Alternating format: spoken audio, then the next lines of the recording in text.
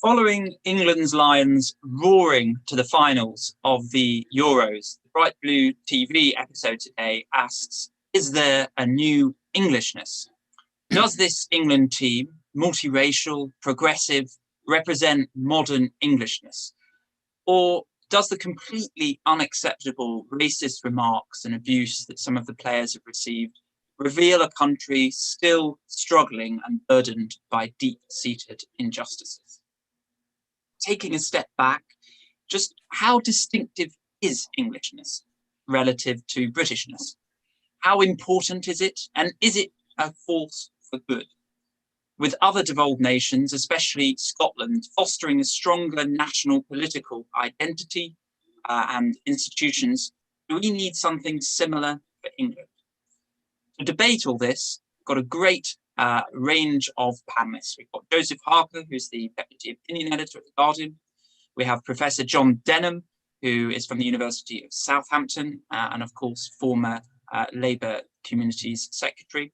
Dr. Halima Begum, who is the CEO of Runnymede Trust, and also Dr. Rakeem Hassan, who is the founding member of Don't Divide Us.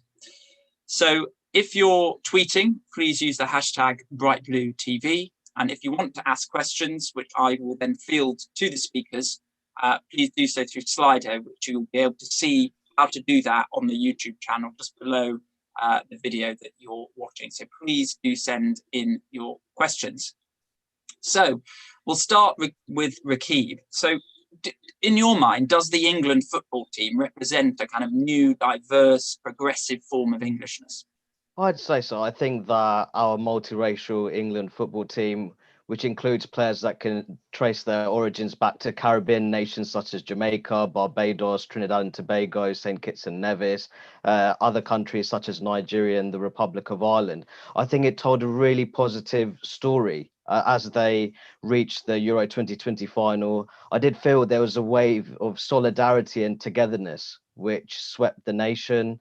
I think that when we're looking at the England football team as a national symbol, I think there's recent research which was published by British Future, which showed that 2/3 of white and ethnic minority people felt that the England football team was a national symbol that belonged to people of different races and ethnicities. Unfortunately, we have seen a torrent of racist abuse directed towards Marcus Rashford, Jadon Sancho and Bukayo Saka, who, quite frankly, the three of them should be congratulated for showing such immense courage to take a penalty in such a high pressure environment. Rashford 23, Sancho 21 and Bukayo Saka only 19 years of age. But what I would say is that racism, I think that represents a hardcore fringe of English society. There's research that's been published before which shows that the majority of English people, so around 7 in 10 people living in England, they consider things such as paying taxes in England, making positive contributions to English society as integral to English identity. While the idea that racial identity and ancestral origins are integral components of Englishness, that's very much a fringe view. So around 9 in 10 people living in England reject the view that race is integral to English identity. That around 12% feel that being white is integral to English identity, that rather it occupies a central role in their personal conception of English identity. Okay, thanks, Ricky. Halima, what do you think of this kind of positive, civic-based English identity? Is that something that you accept? There is a kind of, when the team represents that kind of positive Englishness. I should probably start by just looking at the panel, and I feel like the only woman on the table, and I say that in a conversation about football, so I feel a bit like Jack Grealish and Gareth Southgate's very glamorous substitute. So I'm not an expert on football, is the point, basically. I don't think you need to look much further than Gareth Southgate's version of his letter to England to understand what England is and England is at the moment, and the fact that the British the English football team represents the very best of what we mean by Englishness. Because if you look at that letter, he spoke across a culture and a community that spoke to the generations before him, but also the very best of Englishness today, which is then embodied in the English national football team. That's the version of English inclusiveness that I see. That's the version that Gareth Southgate sees. And it's a version that's defined by our civic identity as opposed to our ethnic identities and what seems to be quite exclusionary.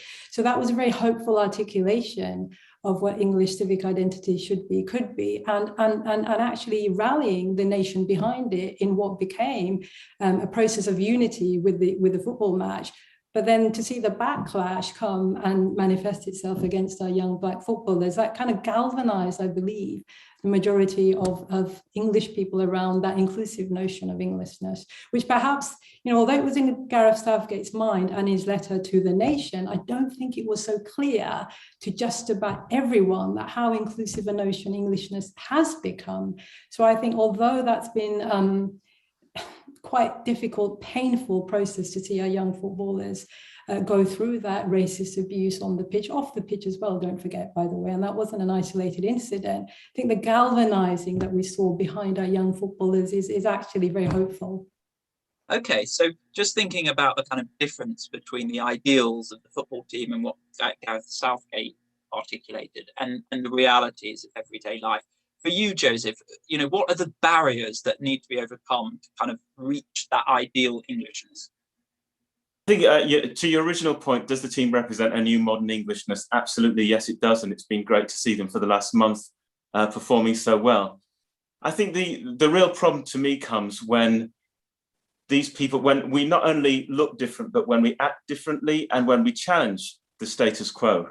And I'm thinking about things like taking the knee. And why did that get such a negative reaction? Why was there so much booing? It wasn't isolated people. It was loud booing from large sections of the crowd. And which, let's face it, was condoned by our governing party all the way up to the Prime Minister.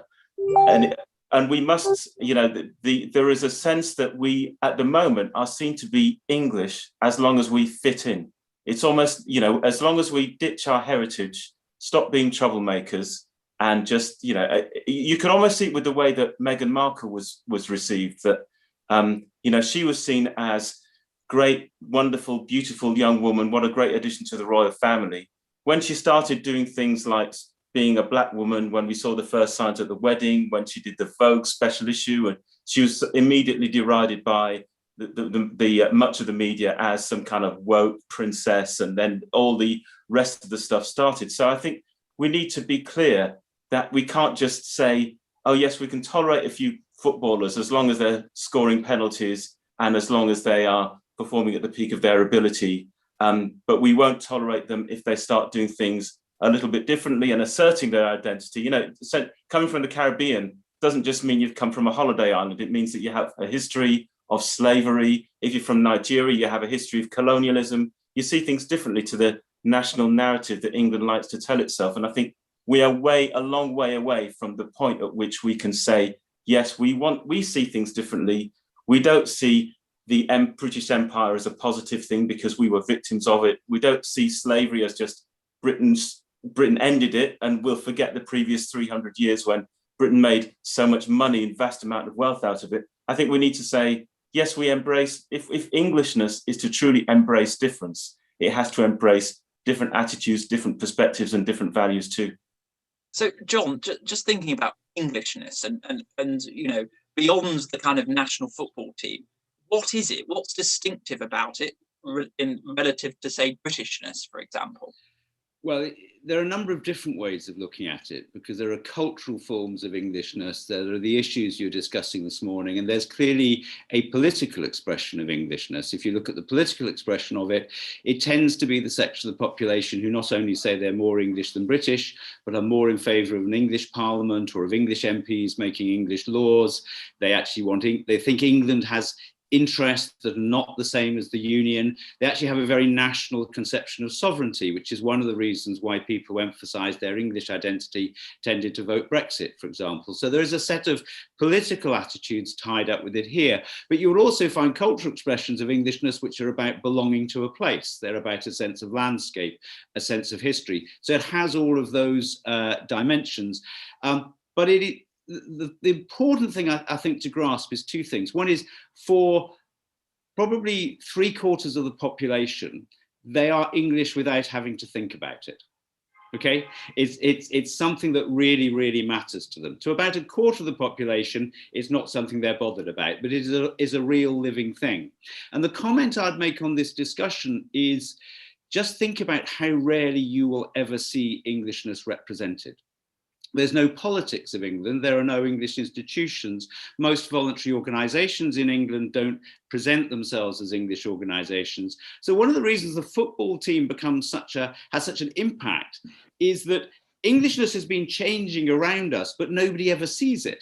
The England football team is one of the very few occasions on which you have seen a representation of Englishness. So the challenge going forward, I think, I'd say twofold, is let's have more places in our life where Englishness is represented.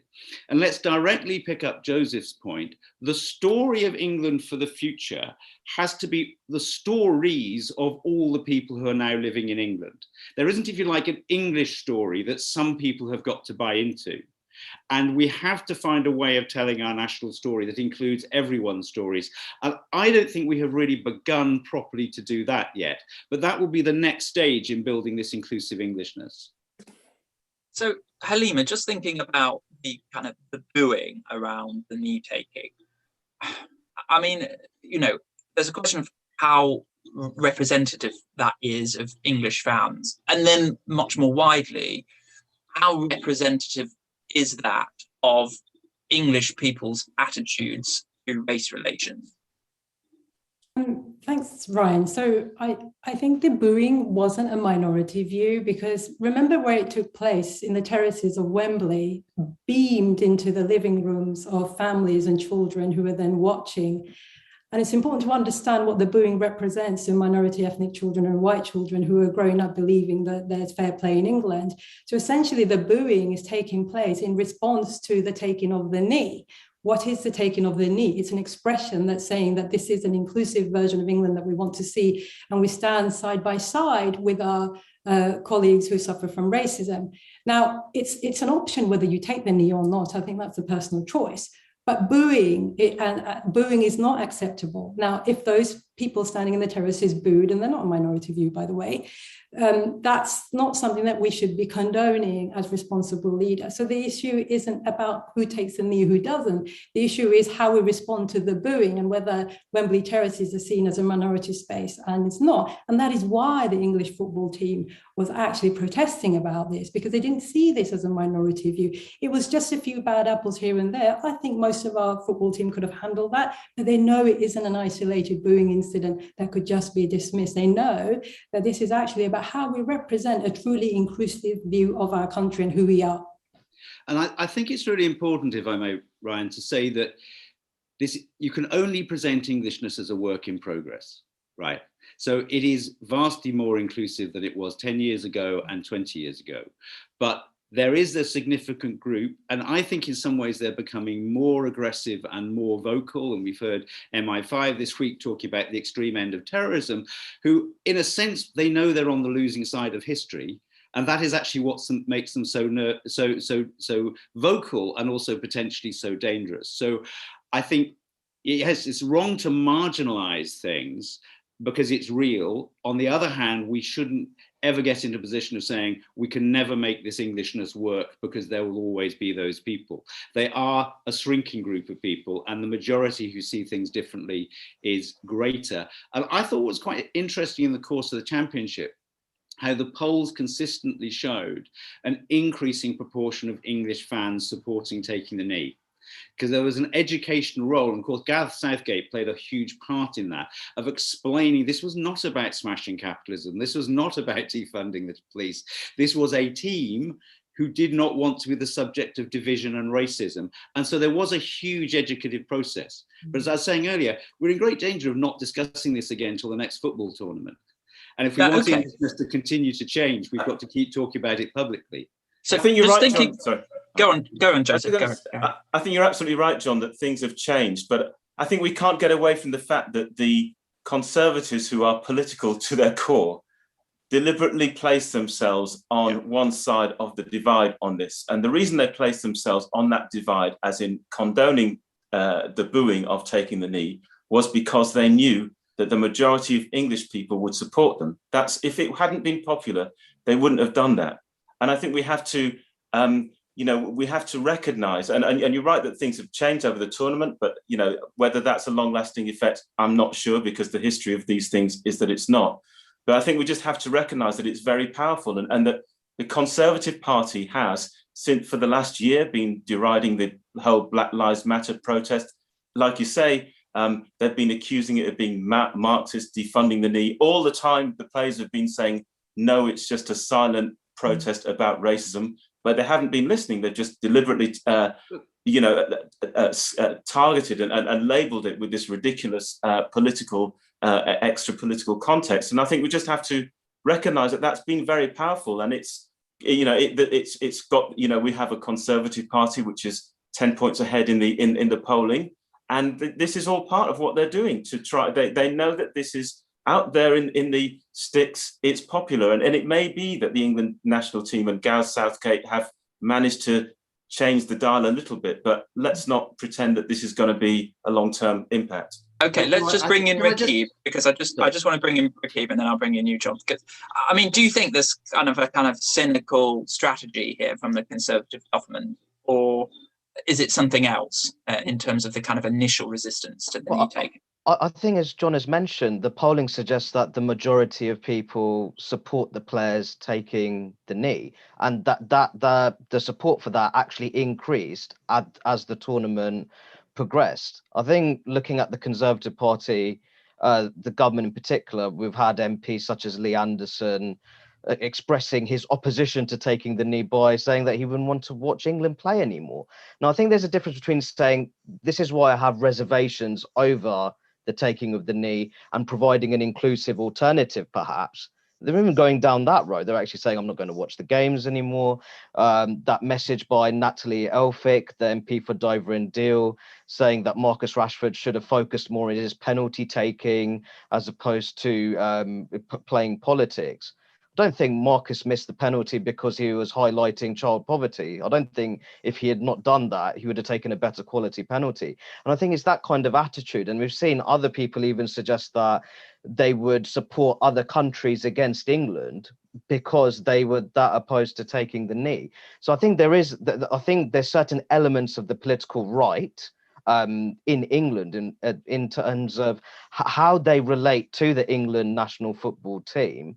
So, Rakib, if I could just come in there. Of course. It's not, I'm with you there, but when you say certain elements of the political right, at the very first time that the England players were booed for taking the knee, Boris Johnson could have come out and condemned it. Priti Patel could have come out and condemned it. That would be the thing that an inclusive political leader would do, to say, support your England team, stop the booing, this is outrageous. But he didn't. He was equivocal. So I just don't say it's just elements of the right. I will say elements because you've also had elements of the political right condemning those MPs as well. The political right is not a homogenous political one thing, right. Joseph, I don't think we got to the final.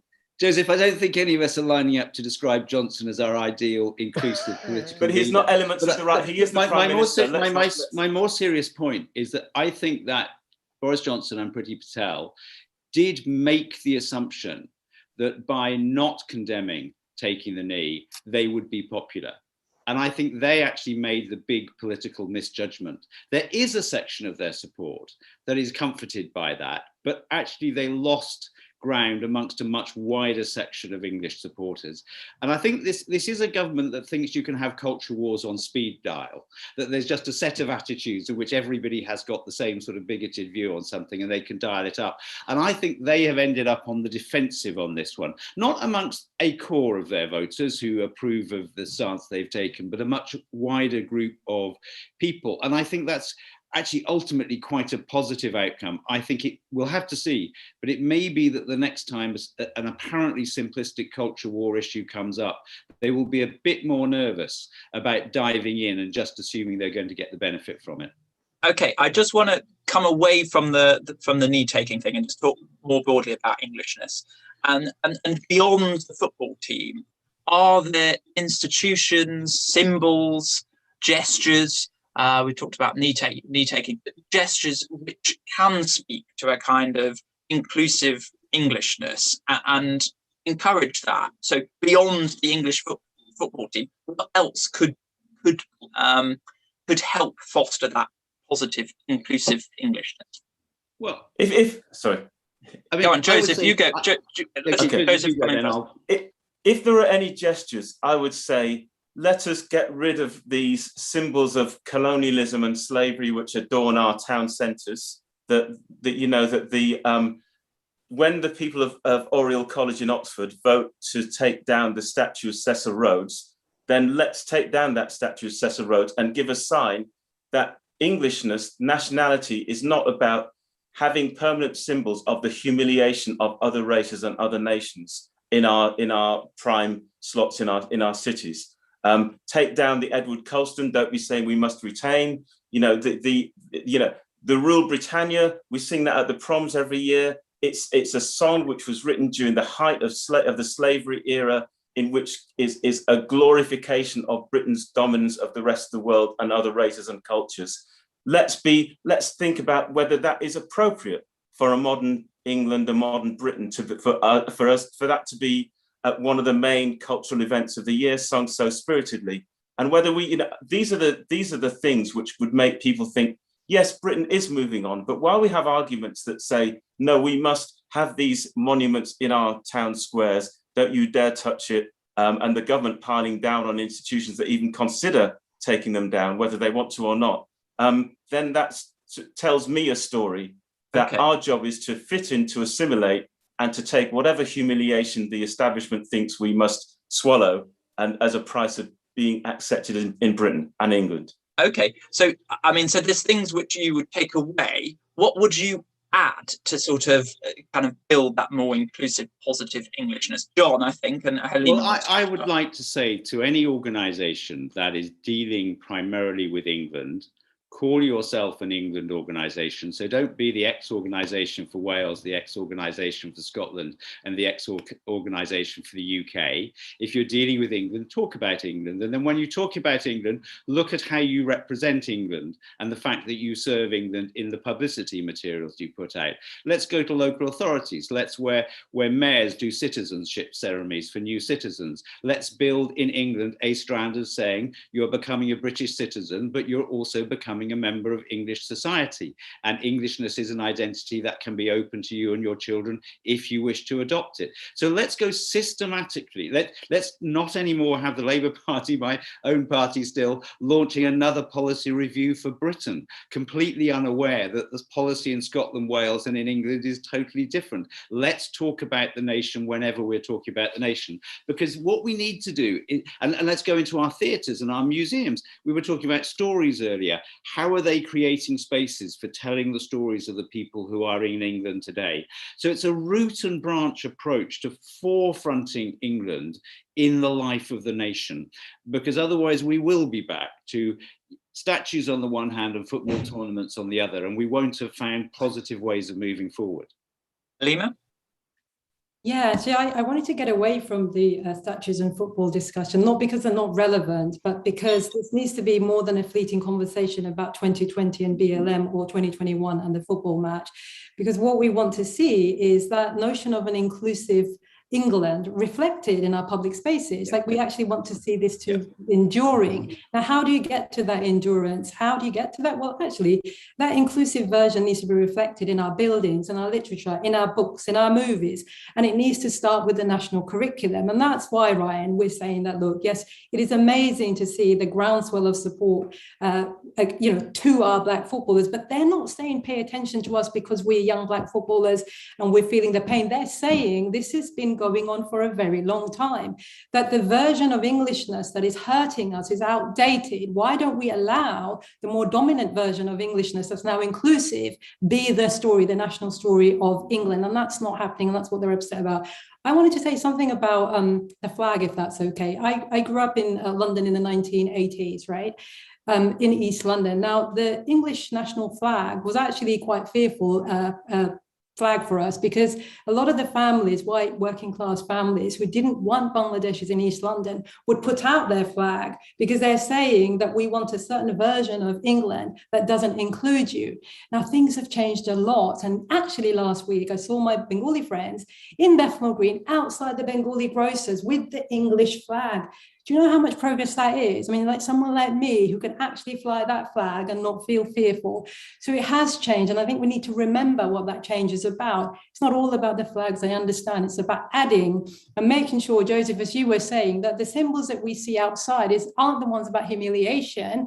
What about the symbols that show our contributions, our migration, how it is that we ended up in this country? And I think eventually the balance will favor towards a more inclusive version. And I actually think that conversation about retain and lose statues will take care of itself, because we're not balancing out the history of our story to England. And that is so humiliating to see. So I think we need to think about adding and enriching and not simply think about extremes. And there is a role for sensible political moral leadership here.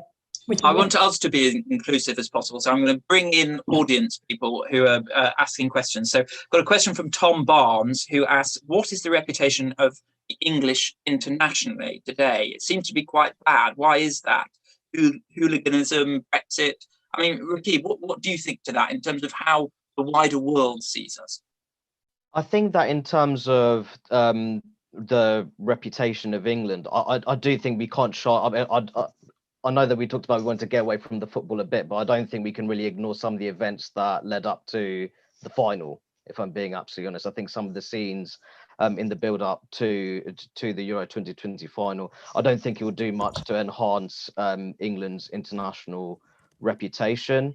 I think that in terms of, if we're talking about an inclusive Englishness, I think that one thing that would just help England reputationally in a global sense is actually if it tells that inclusive story in a domestic sense. So I think when it comes to even talking about the contributions made by post-World War II migrants from the Indian subcontinent, the Caribbean and Africa, I think that could be talked about a lot more, and that could actually potentially enhance that sense of English belonging for people who were born and raised in England, the younger generation. So I think in a sense, much of what England does domestically, and I do think this is the point, this is where there's a difference between, I would say, an inclusive patriotism and a kind of uncompromising nationalism. We have to recognize also what's going wrong within England. So I think that sense of, I almost feel that this over self-congratulation in terms of progress we've made in terms of race relations,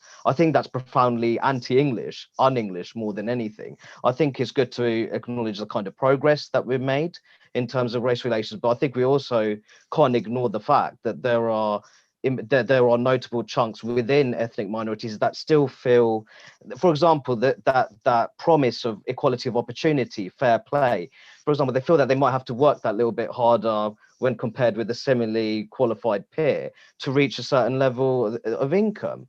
I think even little things like that, I think if we work on those kind of issues and try to create a society which wants to boost social cohesion by trying to enhance the degree of meritocracy, I think then that could lead to having positive impacts on our broader international reputation. Okay. Halima. I wanted to speak to the Danes, actually, because I spent some years working in Denmark, so I have a soft spot for Denmark. I think the perception in Denmark was that Britain is about fair play and equality. Now, I probably would contest what fair play means here, but certainly internationally, there is a sense that there's fair play and equality in Britain. And I think those images really, really did disturb the idea or the notion that England or Britain, because often others conflate it, is a fair country. What was really quite concerning for the Danes, by the way, just so we understand which bit was concerning, not just the beating up, but they were very respectful of the English football team taking the knee. They didn't understand it considerably because they don't have that history of colonialism in the same way, but they understood that it meant something to the English football team, and particularly the black players. So they were very respectful, and they even clapped. For them to see some parts of Wembley Stadium then boo the taking of the knee, I think they were quite astounded, and I think that shook their sense of what inclusivity means. So I do think we need to take a step back and think about how the rest of the country sees us. I don't want to self-congratulate us, but there are some things that we do right. By the way, we can collect disaggregated racial data about our country and our population in a way that many countries can't. But that also then raises expectations, right? Because if you know who it is that's being left behind is hardest hit, as in COVID, for example, like we knew that minority communities were disproportionately hit. Once you've got the data, it increases expectations to do something about it. And I think that's where the confidence challenge is in the UK, because we know what the problem is. We have the data, the evidence, and that kind of goes to the root of some of that controversy with Dr. Sewell's report and some of Runnymede Trust's work on where we are on race relations. Because what we're saying is that the data and the evidence exists. Now, government needs to take action, business needs to take action. And when expectations are raised, when all of that data is telling us what needs to be done, that's where I think the challenge lies, not in terms of how much progress we have or haven't made, because I think we have, but actually there's so much more that we can do. Look at black maternal mortality rates. Look at the use of tasers, by the way, on black children. That's what our report showed this week. It has got significantly worse in the last 10 years. What if you know that this is happening, you need to be doing something about it. Yeah, very much agree with that. So another question's come through, and this will be the final question, conscious of time. So it's an anonymous question asking, are there any parallels with debates around American identity, where there is an increasingly aggressive losing side promoting a more exclusionary identity? So, a lot of people talk about the culture wars ripping apart America and the risk that might happen in the UK. What do you think to that, John? Are we heading the same way as America, or do you think actually something quite different and distinctive about debates in England and English identity? There are clearly some people who would like us to, but I think that we can resist it. I think at the moment, the number of people on either side of the culture war who have, if you like, a complete set of either woke or anti-woke attitudes is actually quite small. And I think people have all sorts of different positions, which we could debate. So you might find somebody who's actually perfectly happy with diversity, but doesn't quite understand why you can't sing Rule Britannia at the last night of the proms. People don't fall into these neat categories here. And I think that it's really important for most of us who are not at one end or the other of the culture war spectrum to keep that middle ground open for discussion. Broadly speaking, over the last 10 or 20 years, and this applies in England to people who are more English than British, equally English than British, more British than English, we have become more liberal. We have become more liberal on immigration. We've become more at ease with diversity. We've generally on same-sex relationships. Things have broadly moved in the right direction from my point of view as a liberal. And I think we just really need to resist the idea that we now have to adopt very rigid positions in contrast to each other. I have no doubt there are people in politics who would like those to be the dividing lines, as they have become in the States, but the States gives us a pretty good warning about what happens if you do that. It's not just that you're divided, it creates a politics which is really quite dysfunctional to pluralism, to working together and respecting other people's points of view. Joseph, finally to you, just thoughts on, the sort of culture war, the so-called culture war in the UK. Is it exaggerated or is it a real threat? I think it is a threat, and I wouldn't agree with John that we are doing better in terms of immigration and multiculturalism today than we have been. I think there's been a real moving back, especially since Brexit, in terms of our attitudes. I'm sorry. Well, I think there's things that are being said and the debates that are being had now. Yeah, if you compare the government's response to Black Lives Matter in the Sewell report and compare it with the government's response to Stephen Lawrence 20 years ago, about the public. There are complete opposite things, and you'll see, and they are leading the political debate, and they are tapping into that side of that side of people. I do think maybe just one point on the whole idea of Englishness and what Englishness means, and I think that the real thing, and I'm very much for the idea of a progressive nationalism, but I think where the idea always falls down is that England will not take criticism. And that the minute you start criticizing, the minute you start raising, you know, I can see Winston Churchill as a great national war hero. I can also see Winston Churchill as a racist, as a bigot, whose inaction and complacency led to the deaths of millions of people in India during the Second World War. I can hold those two things there, but I still think he deserves a statue because of what he did to save Britain during its darkest hour. But the Englishness will not allow, England will not allow you to raise these issues about Winston Churchill without being accused of hating your country. You can't criticize the empire without saying you're hating your country. That's the problem, that the English patriotism almost demands the pure support and acceptance and you know, a delight in all things English without question. And I think that's where we still fail. England as a nation fails to incorporate. It will accept and tolerate people of color and difference, but it will not allow its own history to be criticized, because too many people, when they say, I'm proud to be English, mean I'm proud of the empire, I'm proud of Britain's past, I'm proud of 2 world wars and 1 World Cup, and anything else that you say to criticize that means that you're an enemy, you're a traitor. And that is how people are regularly at the highest levels pilloried and vilified for daring to criticize England. Great. I think we'll come to an end now of the discussion. But thank you, everyone here. So Rakib, Joseph, Halima, and John for joining us. It was a really interesting discussion. And John talked about, you know, having that middle ground space where people from different philosophical, political backgrounds come together and exchange ideas. And that's what we want to do at Bright Blue TV. Actually, there has been some disagreement, but there's actually been a lot of consensus as well. So thank you everyone for watching at home, and I hope you tune in to our next Bright Blue TV. Thank you to the speakers. Have a good afternoon. Thank you. Thanks.